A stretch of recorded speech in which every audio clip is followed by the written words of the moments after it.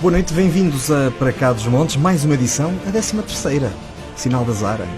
Por acaso não, gosto muito do 13, boa noite. Apesar de estarmos longe das sextas-feiras 13, nem por isso é em março. Hoje chegamos então às 13 emissões desta segunda temporada e vamos falar de arquitetura. Mas para mim é a 12ª, correção. Pois, nós não temos culpa que tu andes a esquivar algumas dos nossos programas. Acabaste de me dar a notícia que vais-te esquivar a mais alguns. Afinal, logo se verá. A malta que dizia que não passavas de Natal.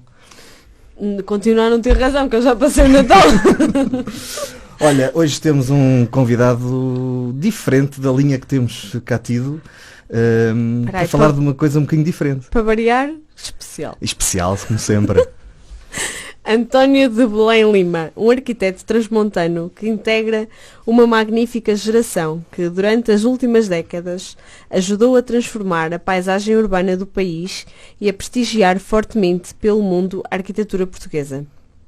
A obra de Belém Lima qualificou, muito em especial, Vila Real e a sua região, contribuindo fortemente para contrabalançar, no panorama da cidade, o brutal surto de construção a partir dos anos 70.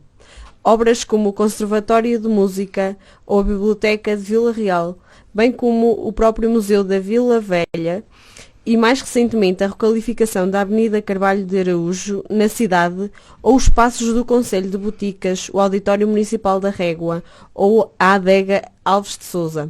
Na região são apenas pequenos exemplos da vastíssima obra do nosso convidado. António Belém Lima é arquiteto pela Escola Superior de Belas Artes de Lisboa, foi cofundador em 1981 do escritório Arquitetos Pioledo Limitada, em Vila Real, e atualmente dirige o seu escritório, Belém Lima Arquitetos, desde 2006. Bem-vindo. Muito obrigado. O arquiteto Lima é responsável pela requalificação da Avenida Carvalho Araújo, que tanto se fala por estes dias. Qual é o conceito que está por detrás da proposta que apresentou aos vilarrealenses? Olha, o projeto da Avenida Carvalho Araújo é um projeto polémico, não em particular pelo que este projeto propõe, mas porque mexer nos espaços tradicionais e nos espaços centrais das cidades divide sempre as opiniões. O que nós fizemos na Avenida Carvalho Araújo, ou o projeto, e que agora se começa a construir, foi perceber o que é que estava ali, naquele espaço, que ultrapassa a nossa memória curta, e tomar isso como matéria-prima para a elaboração do projeto. Ou seja, a Avenida Carvalho Araújo, ou aquele espaço onde está a Avenida Carvalho Araújo, não tem 70 anos, como muitos pensam, tem 500 anos. E, portanto, um dos aspectos que foi relevante no desenho urbano que viemos a propor foi ir buscar essa história passada toda, não que isso seja a nossa atenção principal, porque a nossa atenção principal é transformar aquele espaço num espaço contemporâneo e que inicie um ciclo novo para a cidade. Eu costumo dizer, assim, um bocado ironicamente, que a Avenida Carvalho Araújo está despenteada, ou estava. Isso quer dizer que, de facto, o último ciclo se fechou como todas as coisas, porque envelheceu, porque está maltratada, porque não corresponde sequer aos desafios do tempo de hoje. A Avenida Carvalho Araújo tem um grande, como direi, rival, ou nos últimos anos teve um grande rival, que é o shopping, como todas as cidades já passaram, e, portanto, ela tem que retomar, eu não acho que ela vai anular o shopping, não vai conseguir, nem quer, nem é isso. Ela tem outras funções, mas tem que retomar a liderança do espaço tradicional, do espaço antigo da cidade, aberto para a contemporaneidade. E isso para nós, no nosso projeto, é relevante. Portanto, partir da história, partir da tradição, ir fundo à história, não é a história de 1935, e perceber que valores é que estão ali. E é isso é que são a matéria-prima do projeto. E foi com esse ponto de vista que fizemos o desenho. Mas não sei se respondi a tudo, mas eu posso... Sim, Mas nós respondeu. vamos mais. desenvolvendo. Portanto, já era, de facto, tempo de dar uma nova vida a este espaço nobre da cidade, certo? Eu acho, sabe como é que eu vejo isso? Eu vejo que aquele espaço é um espaço, não é da Fundação, a Fundação da cidade é a Vila Velha, mas é o espaço fundamental a seguir à Vila Velha ter precocemente perdido a liderança do aglomerado e da cidade de Vila Real. É um espaço que tem várias épocas e tem vários caráteres que se vão sobrepondo e que vão deixando marcas. Eu costumo dizer que há a Vila Real e a Avenida do Cavalo, há a Avenida da Carroça, a Avenida do Automóvel e agora a Avenida dos Peões. Isto não quer dizer que esta avenida é melhor que as outras por isto ou por aquilo. Quer dizer que o tempo vai forjando um caráter para cada uma das épocas. O que é que cada época exige ou pede àquele espaço que seja. Não é? Nós, ainda no século XIX, a avenida já era o centro da cidade, mas o principal ator era o cavalo. As pessoas, os mais poderosos, os mais ricos, os comerciantes, atravessavam a avenida de cavalo. A avenida era um campo, chamava-se mesmo Campo do Tabulado. Passavam depois as carroças. E as carroças, é muito engraçado e perceber-se essa história, originaram uma das mexidas fundamentais naquele espaço. No fim do século XIX foi preciso desmontar o pelourinho porque as carroças degladiavam-se quem tinha prioridade. Já era um pré-automóvel, não é? E, portanto, a história vai se apropriando dos lugares e configurando. Também na Avenida Carvalho Araújo havia um fontanário enorme para cavalos. Era uma peça fundamental. Há fotos disso, com 7 ou 8 cavalos, com os cavaleiros a dar de beber aos cavalos, em cima dos cavalos. E aquilo era o evento principal da avenida. Depois, ainda não é avenida, nesse tempo. Ela vai transformar-se em avenida nos anos a seguir, nos anos 25, mais ou menos, coincidindo com a elevação da vila à cidade, e coincidindo com outro momento fundamental, que é a destruição do último quarteirão do Campo do Tabulado. Havia um quarteirão onde hoje atravessa a Avenida 1º de Maio e onde hoje está a Câmara, com 2 ruas, e ele é destruído em 16, 17. Não é destruído, é uma visão para aquele espaço. Pensava-se estrategicamente em meter a Câmara no sítio onde está hoje e ficou aquele espaço disponível. E só depois, já no Estado Novo, e concretamente com o primeiro plano de urbanização da cidade, é feita a configuração que nós herdamos e a que chamamos a nossa sala de estar, a que chamamos carinhosamente, porque ela assim foi de facto. E eu gosto muito de ver uma foto emblemática dos anos 30 em que os automóveis estão aparcados na avenida, não são muitos, mas eram a coisa mais importante da avenida, e estavam aparcados em diagonal. Essa foto é conhecida, ou seja, era a avenida e a cidade do carro, finalmente. E essa cidade chega agora a um outro limiar. Não é preciso, para viver em Vila Real, e não é urgente que os carros passem na avenida. Os carros vão à procura de muitos outros destinos, de escolas, da universidade, do hospital, etc., que não têm necessariamente de passar ali. E chegou o momento de fazer uma coisa que ainda por cima não somos pioneiros, que é valorizar o peão na avenida e transformar aquele espaço que é tão emblemático, tão bonito, num espaço onde seja um espaço de estar, poder atravessar com calma, voltar a ser vivo, voltar a ser utilizado. E portanto, esta mudança, este ciclo novo, que de facto não é uma vontade particular do arquiteto, é uma urgência que a cidade sente, e é um gesto que já foi usado aqui, para não irmos para longe. Olha, Viana do Castelo, que pedonalizou a Praça Central e hoje é o espaço mais bonito e mais confortável para estar. Portanto, foi agora o tempo disto. Também houve aqui um hiato e já podia ter sido há 15 anos, não foi, e é agora, mas pronto, a história faz-se destes arranques e paragens. Pois é precisamente por aí que nós íamos agora conversar.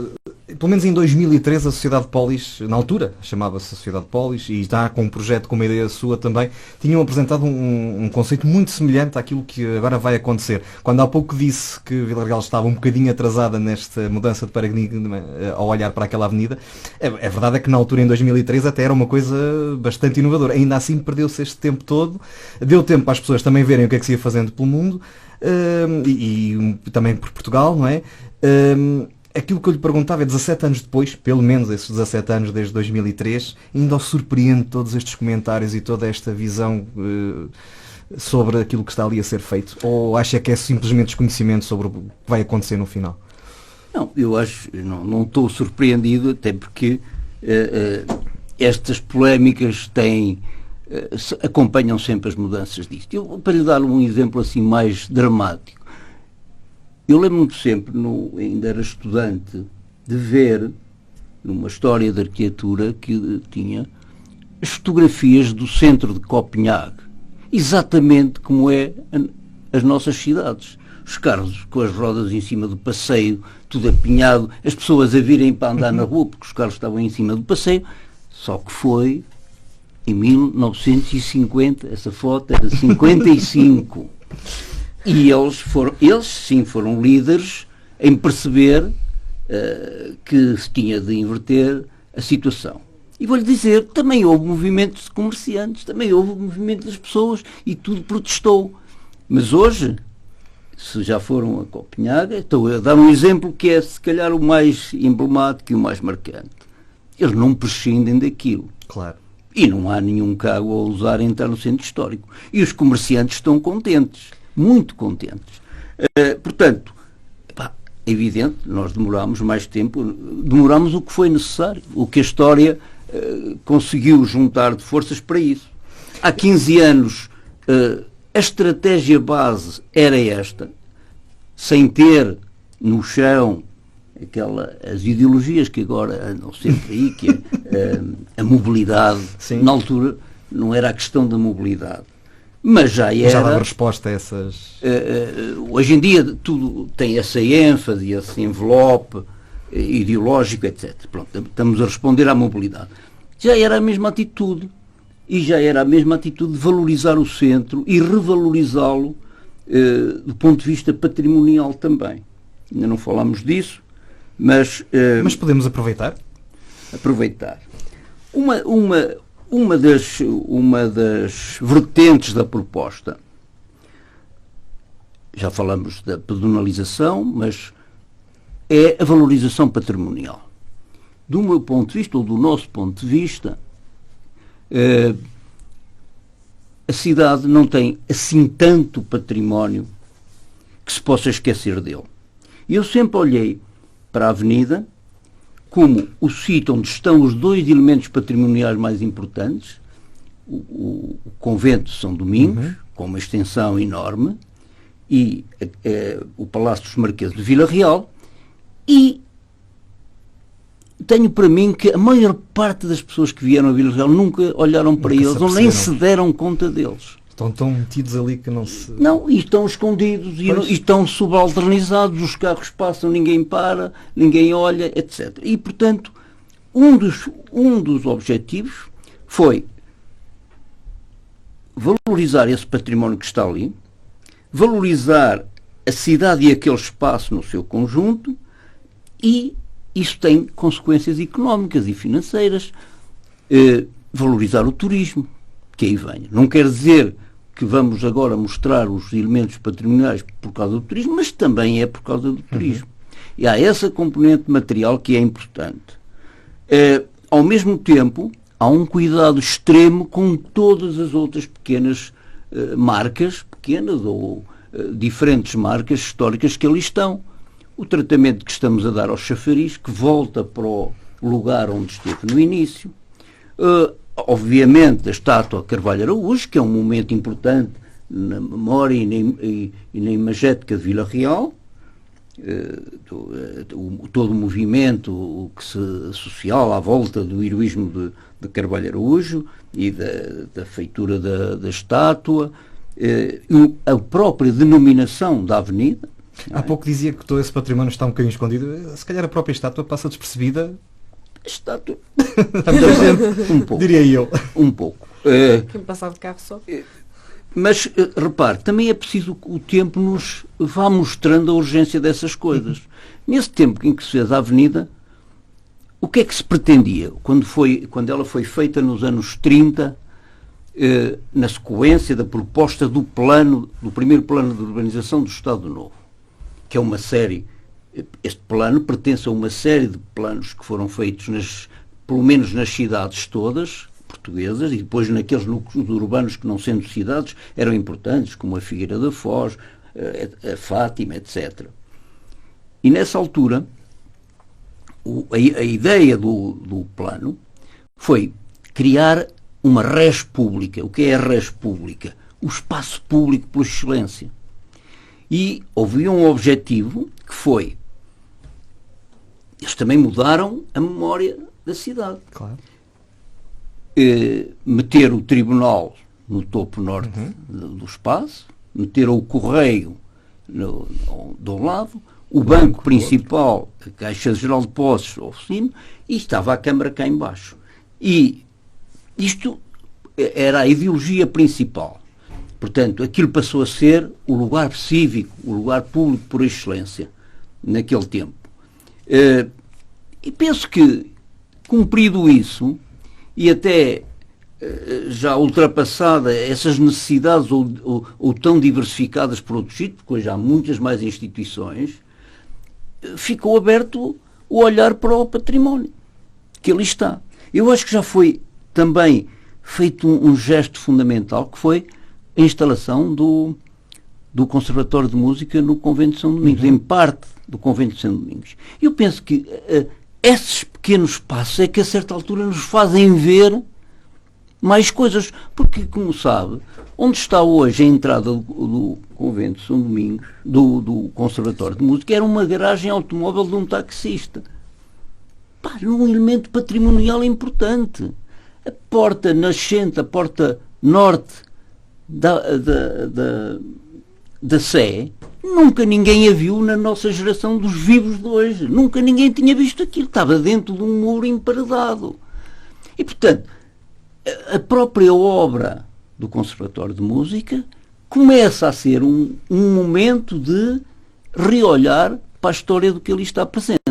Para não esquecer, e não esquecendo, uma série de outras coisas, porque nós podemos ver as fachadas todas do espaço central e estamos ali a ver a Idade Média tardia, a Casa de Ocão, além dos palácios manuelinos, o Barroco, os edifícios neoclássicos. Temos ali muitas coisas e que foram passando despercebidas.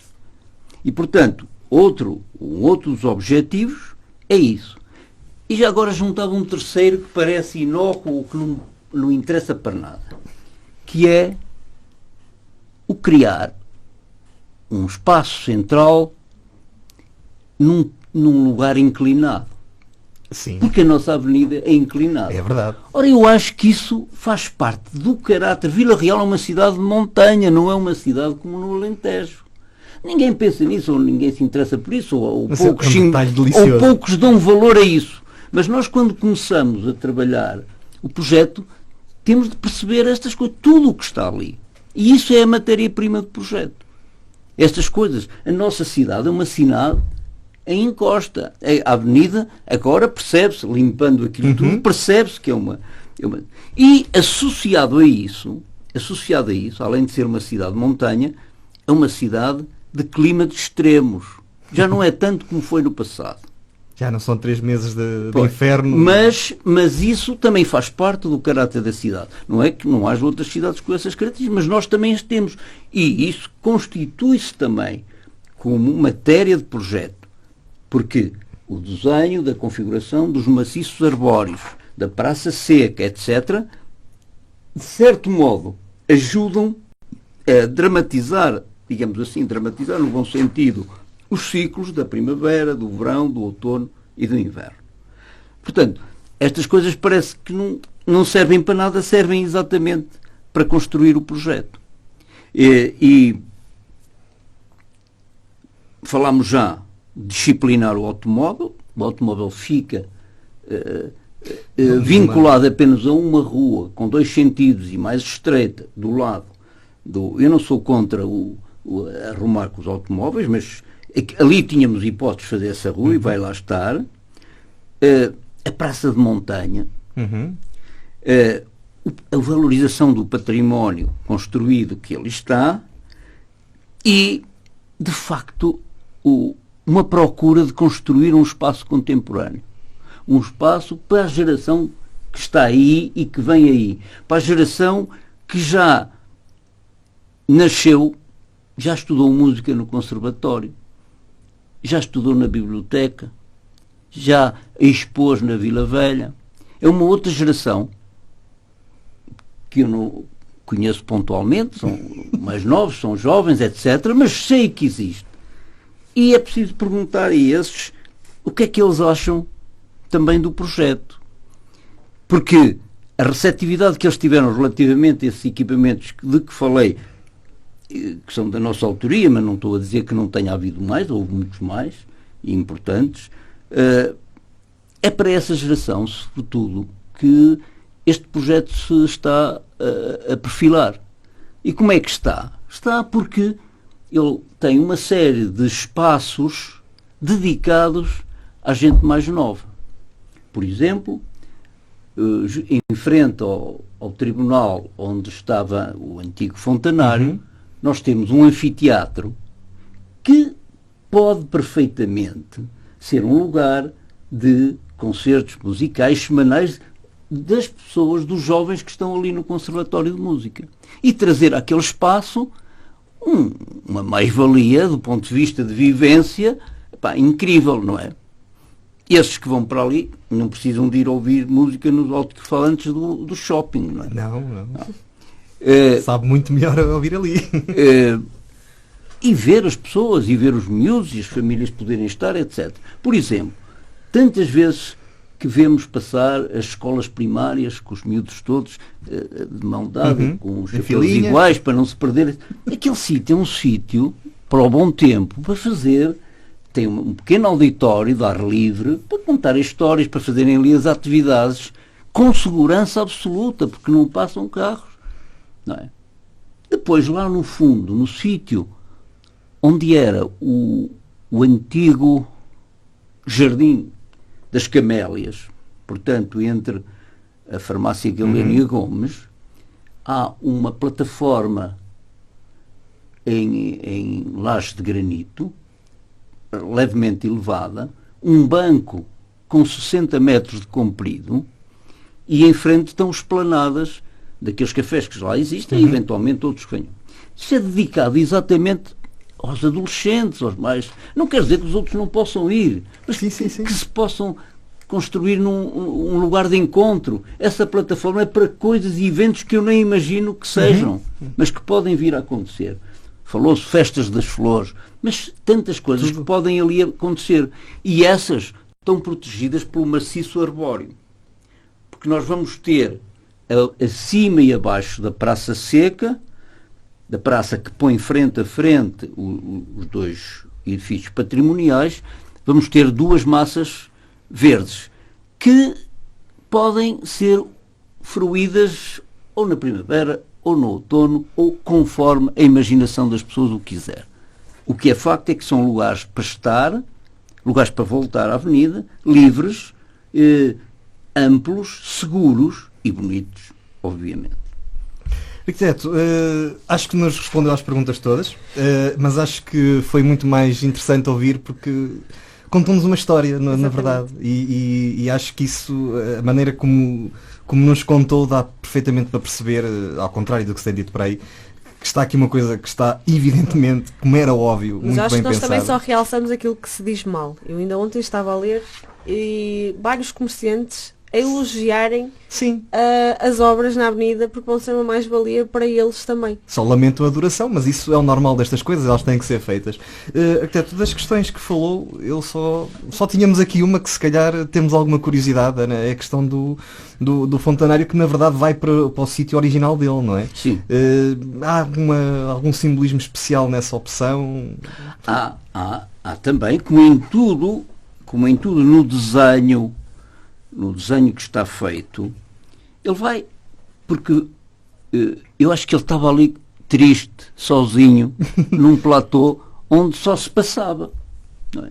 Porque os carros vinham para um lado, vinham para o outro, depois havia umas pessoas que vinham ali a pé, à caixa, mas estava ali, coitado.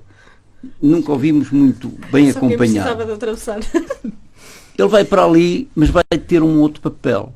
Ele vai ter o papel de cenografar o eixo que une o Pelourinho, o eixo visual que une o Pelourinho à Torre da Sé. E ele está no meio, onde já esteve, e essa cenografia que é assim constituída, a posição do Pelourinho, o fontanário e a torre, vai ser o ex-libris daqueles planados, daqueles lugares de encontro.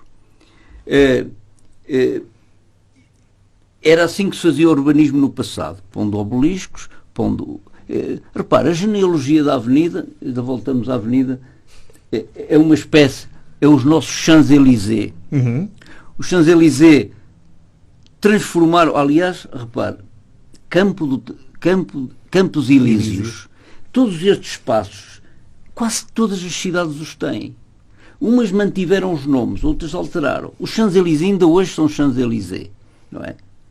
E foi precisamente um espaço desse tipo que foi sendo transformado até a Paris de 1850, que é quando ela é modelo para a Europa toda. E é nessa altura que todas as cidades da Europa copiam os Champs-Élysées, menos os ingleses. E Portugal também copiou, fez a Avenida da Liberdade. Exatamente. E depois as cidades pequenas todas copiaram a Avenida da Liberdade. Exatamente. E Vila Real fez isso, fez Viana do Castelo, fez Chaves, para não irmos mais longe, todas elas fizeram o seu Champs-Élysées. Ora, de certo modo, não digo que é andar para trás, mas a postura, o enfiamento que está a referir, de Pelourinho, o Fontanário, etc., tem esse caráter de criar ali uma atmosfera, valorizar essa antiguidade daquele tempo ali. Olha, e boa para outra coisa, para fazermos fotos da cidade. Porque este projeto, além de ser a favor dos peões da cidade, além de ser a favor de menos ruído na cidade, também é um projeto a defender, a ser contra a poluição visual.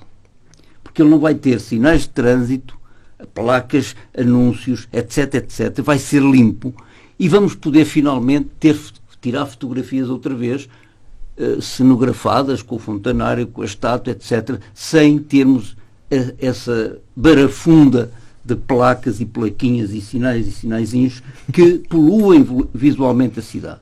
Eu gosto de referir isto porque quando nós vamos aqui em Inglaterra ou à Holanda ou à Baviera, etc., dizem, que bonito que isto está, mas não perguntamos porque é que está bonito. Pois. E está bonito porque, entre outras coisas, também desapareceu essa parafernália de objetos e coisas ao alto e ao baixo. de cores variadas, etc. E nós temos ali a oportunidade, isto não é nenhuma, como é que diz? Guerra, mas temos a oportunidade ali de demonstrar a importância que tem cuidarmos o espaço urbano, o espaço público, também contendo e disciplinando essas marcas que hoje invadem o nosso espaço. Como é que começa uma obra desta envergadura para um arquiteto? Desta envergadura. Como é que começa? Olha, começa exatamente a estudar, como todas as obras. E como nós percebemos aqui. E como todas as obras. Começa por ir olhar para o sítio e estudar. Ver o que é que se passou, o que é que antes, o que marca, o que é que está ali relevante. Falar, eventualmente, com pessoas que sabem, e neste caso, no caso da história, e é a partir daí que começam a surgir ideias e que a gente vai elaborando e transformando e desenhando, também fazendo comparações e estudando outros casos. Neste caso, o estudo dessas avenidas todas, do aparecimento dos boulevards, porque nós estávamos a mexer numa coisa que também não caiu do céu. Tem essa história, tem essa genealogia. E, portanto, perceber o que é que se passou com os Campos Elíseos, o que é que se passou nas cidades todas que fizeram, quanto tempo, eu até contabilizei isso, os Campos Elíseos demoraram 200 anos a fazer. A Avenida da Liberdade, desde que havia aquele espaço até se transformar em Avenida da Liberdade, demorou 100 anos. E nós, desde que o Campo do Tabulado se começou a mexer, demorou 50 anos a ser a Avenida Carvalho Araújo. Porque antes de o plano mexer na Avenida Carvalho Araújo, houve outras coisas. Houve o período do fontismo, que começou por plantar as primeiras árvores na avenida. As pessoas pensam que as árvores estão lá há 300 anos ou 400. Foram plantadas, há um desenho em que há acho que até eu tenho aqui, em que está esse primeiro plano de plantação da avenida. Isto era um campo sem nada. Não é? E, portanto, nós aqui perdemos o termo campo, já não é campo, mas era o Campo de Tabulado. Os Champs-Élysées ficaram com... Em Lisboa também há o Campo das Cebolas. O Campo das Cebolas, exatamente. Chegou até hoje. O campo era um espaço largo, um espaço aberto, mais ou menos informal, das feiras, dos encontros, etc. E, portanto, perguntou-me como é que se faz isso. Olha, ir estudando, ir percebendo, ir procurar a história, juntando coisas. E depois também pensar para a frente, pensar para quem é que vai usar isto, quem são as pessoas que o que é que eventualmente se vai exigir. E pensando no momento de hoje, Vila Real precisa com urgência de ter um plano de turismo estruturado. E para o ter estruturado é básico puxar pelo seu património. Não é? Que é o primeiro passo. Depois há muitas coisas, há gastronomia, há isto, aquilo. E nós não puxamos por ele. Nós temos mais espaços que precisavam e precisam de ser tratados desta maneira. E temos mais património que está ali, escondido. Ou que passa despercebido. Você tem o trajeto todo, desde as tradeiras da Câmara até o Largo de São Pedro, é uma história construída do Douro e do vinho. Todas as casas brazonadas que estão por ali diante pertenciam a pessoas que enriqueceram com o vinho. Porquê é que isso não se transforma, de facto, num eixo turístico? É contar a história, é compor os palacetes, e está lá numa delas o edifício mais erudito que há na cidade.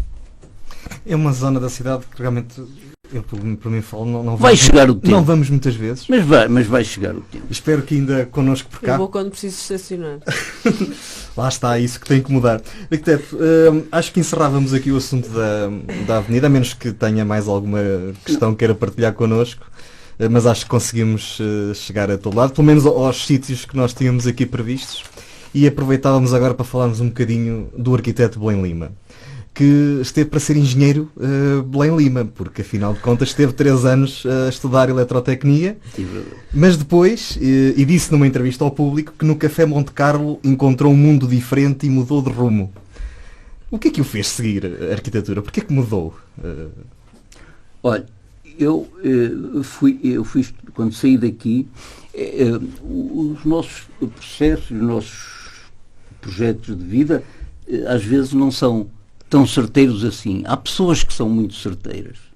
Eu tenho uma filha que sempre soube o que quis e fez e eu não fui assim. Eu fui daqui para Coimbra, para a engenharia, porque tinha lá um meu maior amigo, já tinha ido daqui para Coimbra, anda para Coimbra, como se isso fosse um motivo relevante. Mas naquele tempo era assim. Esse meu amigo era o cineasta João Botelho, que tinha ido no ano anterior e vem para Coimbra, que isto aqui é muito bom, não sei o quê. E eu lá fiz o primeiro ano e o segundo, só havia 2 anos de engenharia em Coimbra, e também a engenharia de alguma maneira me atraía, nós não temos às vezes tão claro assim o que, e fui fazer o 3º ano ao técnico, ao Instituto Superior Técnico, e fiz o 3º ano. Mas depois havia lá umas aulas de matemáticas gerais com 400 alunos num anfiteatro. Já nesse tempo. Que, não sei se foi isso, eu gosto de dizer isso como metáfora. Mas, ao chegar a Lisboa, o círculo onde eu me mexia não era exatamente o dos engenheiros de engenharia. E frequentava o Monte Carlo e ali ia só escritores e arquitetos e pintores e não sei o quê. E esse mundo encantou-me mais e fiz a passagem para a arquitetura. É assim. É assim. E que influências teve durante a licenciatura e durante a sua carreira? De arquitetura? Sim. Influências a nível de quê? De personagens e disso? Sim. Olha, também na arquitetura, o nosso percurso, eu acredito muito na autoeducação. Não sei se posso dizer assim. Ou seja, não foi a escola que me transmitiu o principal. A escola é um lugar especial, porque é um lugar onde fazemos novas amizades, onde temos mais cumplicidades, e é evidente que encontramos estas pessoas aqui ou ali. E, eventualmente, um professor especial. Não foi o nosso caso, em particular, porque a Escola de Arquitetura de Lisboa não tinha, nesse tempo, tinha tido arquitetos relevantes que fossem muito importantes para isso. E, portanto, a minha formação um bocado dentro da escola, autodidata, da ligação com os colegas, etc., e de estudar. Estudar e viajar. Estudar e ir procurando e descobrindo as coisas. E mais, também não é uma formação tão canónica assim, porque há muitas coisas que passaram para a minha arquitetura que não vieram da arquitetura. E que têm a ver, essas sim, com a minha passagem por Coimbra e das pessoas que eu conheci em Coimbra, o antropólogo Paes de Brito, uns amigos filósofos que estudavam filosofia nessa altura, o Fernando Catroga, que sempre com quem aprendi alguma sensibilidade que está nos meus projetos, não que são referências específicas da arquitetura. Obviamente que o estudo da arquitetura nos leva a encontrar um caminho, ou a encontrar referências, sem dúvida. No início, as referências óbvias eram Cisa Vieira, que é incontornável, mas depois uma série de outros que estudei, que visitei, etc., não portugueses, que foram importantes e continuam a ser importantes no trabalho. Fazendo aqui umas contas de cabeça muito rápidas, o arquiteto terá sido estudante ali naquela altura de 25 de Abril, antes, depois, nesses tempos conturbados, ou não? Que memórias é que tem? Já foi partilhando algumas, mas que memórias é que tem de ser estudante nessa altura? Olha, é assim... E de que maneira aqui se possa ter afetado ou influenciado as suas opções? Olha, isso tem dois aspectos. A vivência de ser estudante no 25 de Abril, eu estava em Coimbra, em Lisboa, onde estava exatamente no segundo ano de arquitetura. Pronto, tem esse valor e esse calor desse tempo em que tudo estava na rua, toda a gente, em que as universidades e as escolas, a gente entrava e o hall de entrada, o cartazes contra a guerra colonial, mapas, alguns deles que eu fiz, sobre isto e sobre aquilo, as zonas que a UNITA, que a Frelimo controlava e as zonas que o MPLA controlava, etc. Era um ambiente desse tipo que completamente fora, dentro das universidades, fora do regime. Depois, em termos específicos da arquitetura, começa uma pequena divergência, porque o 25 de Abril faz com que os estudantes expulsem os professores todos, ou quase todos, porque eram professores do antigo regime, ou por isto ou por aquilo, quer dizer, não foi muito tido em conta a valia deles. Depois, a escola encheu-se de professores, sociólogos, geógrafos, etc., gente que de facto estava em afinidade com a ideologia do momento, mas da arquitetura pouco se fazia. E mais, e a cultura arquitetónica dessa geração, ou da geração anterior, é uma arquitetura, é uma cultura que foi paralisando, porque não se renovou do ponto de vista dos instrumentos da profissão. Não é? No Porto adaptaram-se com mais veemência. Isso é um ponto de vista pessoal, sim, não claro, é? claro. Integrando o SAL, a ideologia foi de algum modo destilada também para a arquitetura.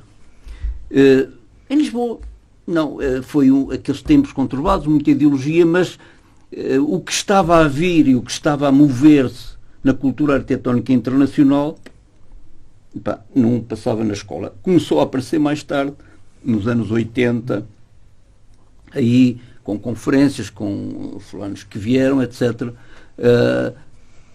Mas, portanto, há essas duas faces. Foi muito importante e muito interessante e muito agradável o período da Revolução. Do ponto de vista da arquitetura, foi uma catarse, porque muitos valores, embora haja uma geração de arquitetos que até a sua característica era ser anti-regime e arquitetos de valia, o Teotónio Pereira, o Nuno Portas, etc., do ponto de vista formal e do ponto de vista da cultura arquitetónica, a renovação fez-se mais tarde e fez-se de outra maneira. Não é? No Porto há um outro processo que é diferente. O Porto tinha professores de primeira craveira e nós em Lisboa não tínhamos essas referências tão vincadas. Os melhores arquitetos, ou aqueles arquitetos que os alunos referenciavam, não eram professores da escola. Quando decidiu estabelecer-se aqui em Vila Real, acho que não fez só pela nostalgia de regressar à terra natal, não é? Mas porque era o que estrategicamente faria sentido para começar a sua carreira. Exatamente. Se fosse hoje, tinha feito de forma diferente? Não vinha. Agora, não estou arrependido de ter vindo, porque eu vejo a vida e as coisas como uma sequência de opções que são mais ou menos, e depois temos que de explorar aquilo que decidimos, mas não vim por nostalgia nenhuma. Vim porque aqui tinha a hipótese de começar imediatamente a fazer projetos e ter clientes, etc. E foi por isso que vim. Se calhar também um ponto de vista errado e imaturo, porque por um lado foi bom, porque quase que autoconstruí o meu método e o modo, foi um processo quase, não digo isolado, mas muito autotrabalhado. Se estivesse em Lisboa, no Porto, tinha estado num escritório deste ou daquele e tinha... Portanto, de certo modo, há aqui uma heterogeneidade no meu modo de fazer, não é que não esteja vinculado a referências que tinha e que fui construindo, portuguesas e não só, e sobretudo mais estrangeiras até que portuguesas. Agora, também se vivia um tempo de inocência de que finalmente Portugal ia ser todo igual. E a realidade veio-nos a dizer exatamente o contrário. Assim, o Portugal está todo no litoral, entre Lisboa e Porto. A economia, etc, etc. E, portanto, essa utopia, que era uma utopia da democracia e da igualdade, etc., não se materializou completamente. Mesmo assim, deu a oportunidade que eu construísse um processo de fazer. Mas quem está longe do poder está longe de tudo, não é? Infelizmente. Aqui há uns anos disse numa entrevista ao Público que a cultura arquitetónica portuguesa, e acho que vai em linha do que nos estava a dizer agora, até meio dos anos 90 do século passado era exclusivo do Porto e de Lisboa. Olhando para trás e tudo aquilo que fez na nossa região, não só na cidade de Vila Real, mas aqui à volta, acha que contribuiu para a mudança deste paradigma ou continua a ser um exclusivo de Lisboa e do Porto? Eu acho que não. Se me permite dar a opinião. Eu não tenho peso nenhum nacional, portanto não contribuí.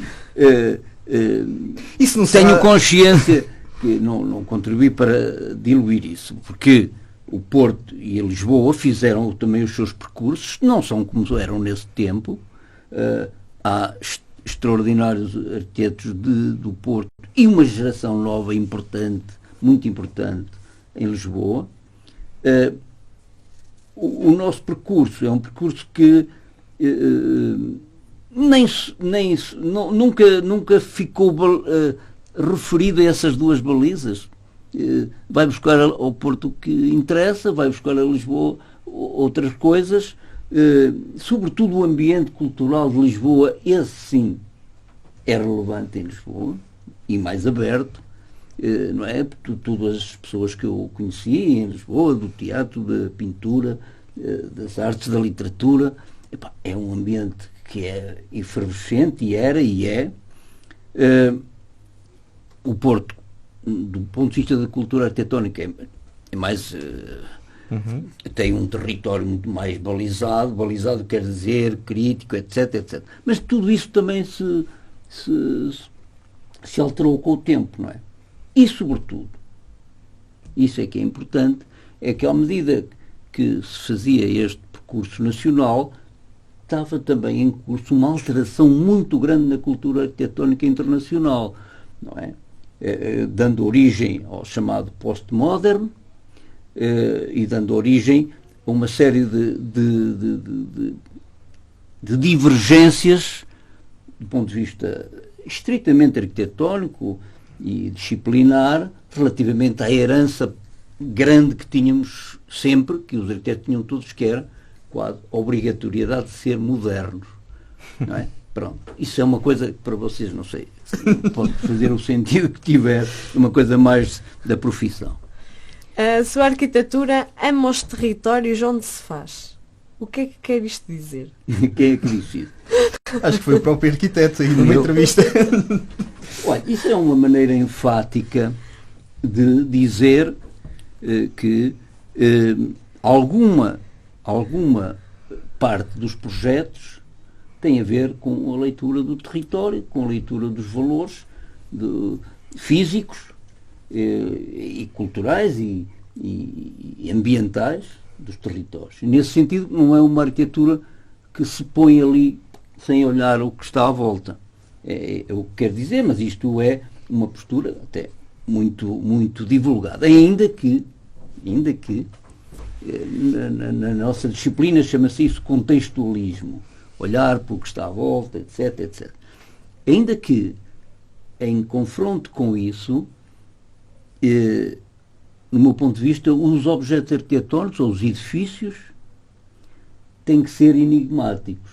Ou seja, eles estão ali, vão buscar alguma matéria-prima ao território, se é inclinado, se é direito, se chove, se tem vistas ou não, mas ele não se fixa nisso. Ele tem que saber estar e tem que produzir um frente a frente com o utente, o utilizador, a pessoa que se encontra em frente do edifício. Eu gosto de dizer que é como o encontro com uma pessoa desconhecida. Nós, quando encontramos com alguém, não a percebemos imediatamente. Pode ser um falador que fala muito, etc., e pensamos que já estamos a perceber como é, ou pode ser uma pessoa mais calada, mais restrita, que, lá por não dizer nada, não quer dizer que não seja uma pessoa interessante. Certo, em relação aos edifícios, eu acho que há também que criar os edifícios não podemos passar por eles sem eles nos dizerem alguma coisa.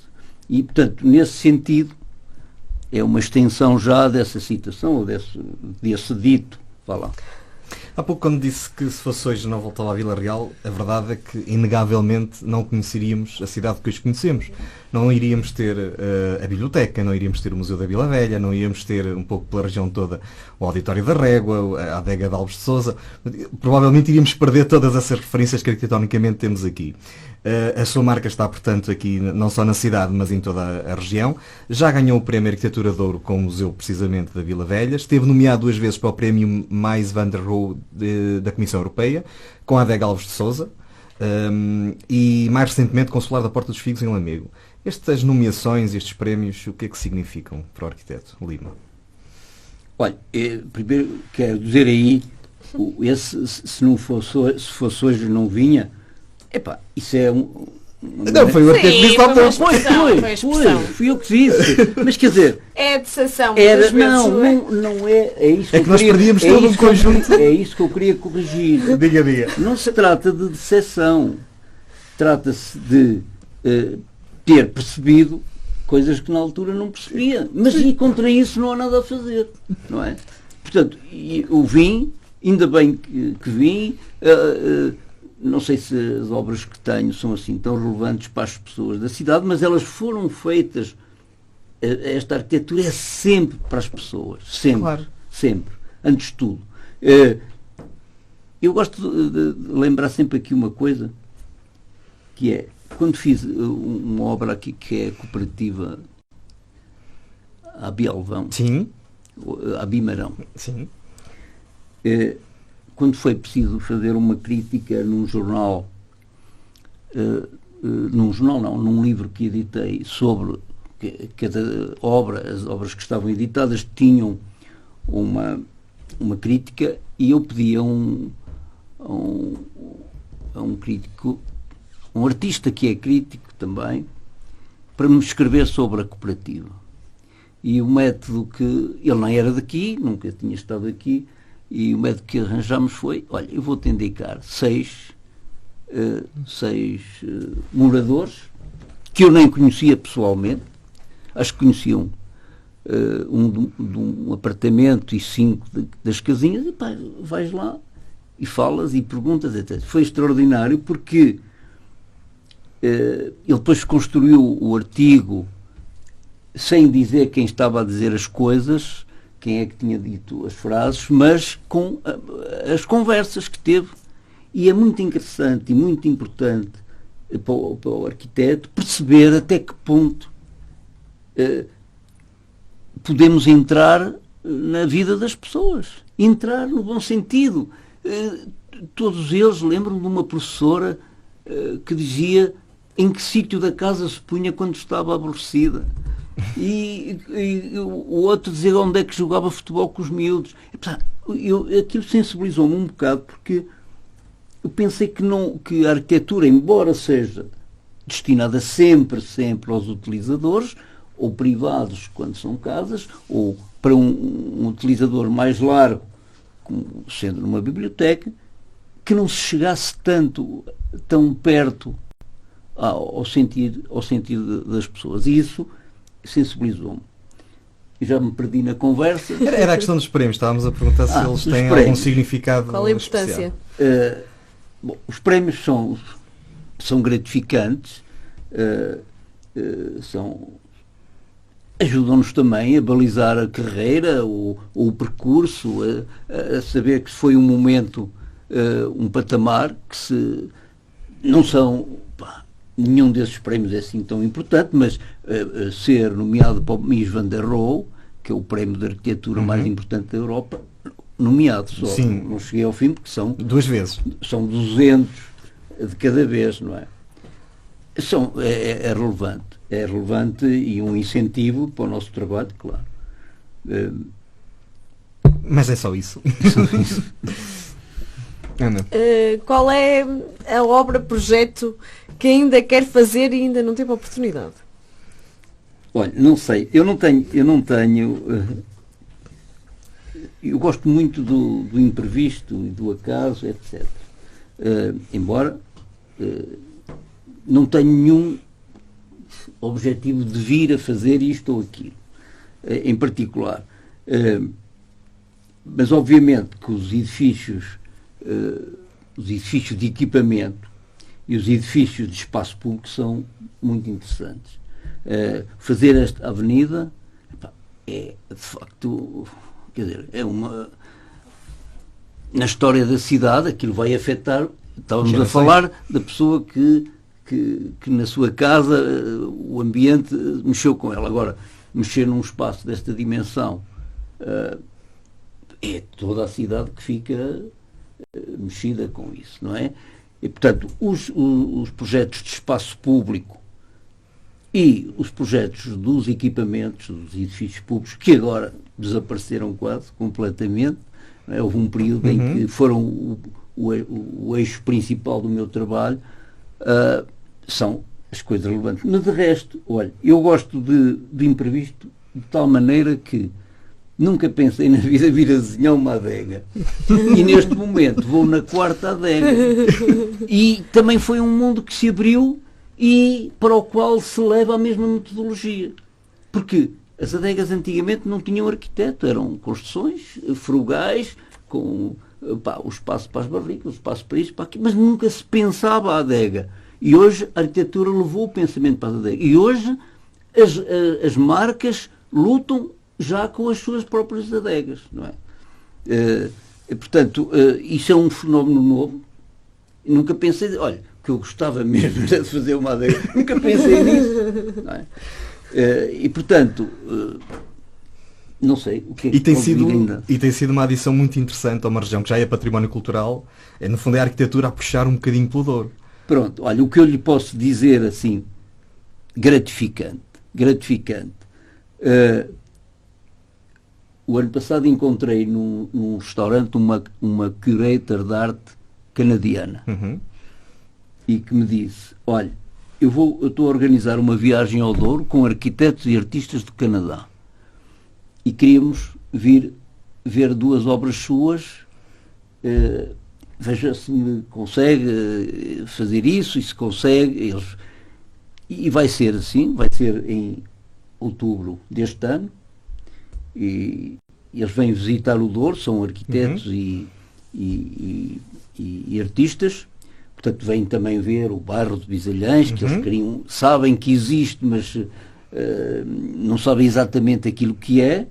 Vêm visitar várias adegas, 2 ou 3, comer em restaurantes do Douro, um deles também é o restaurante que eu fiz para a La Rosa.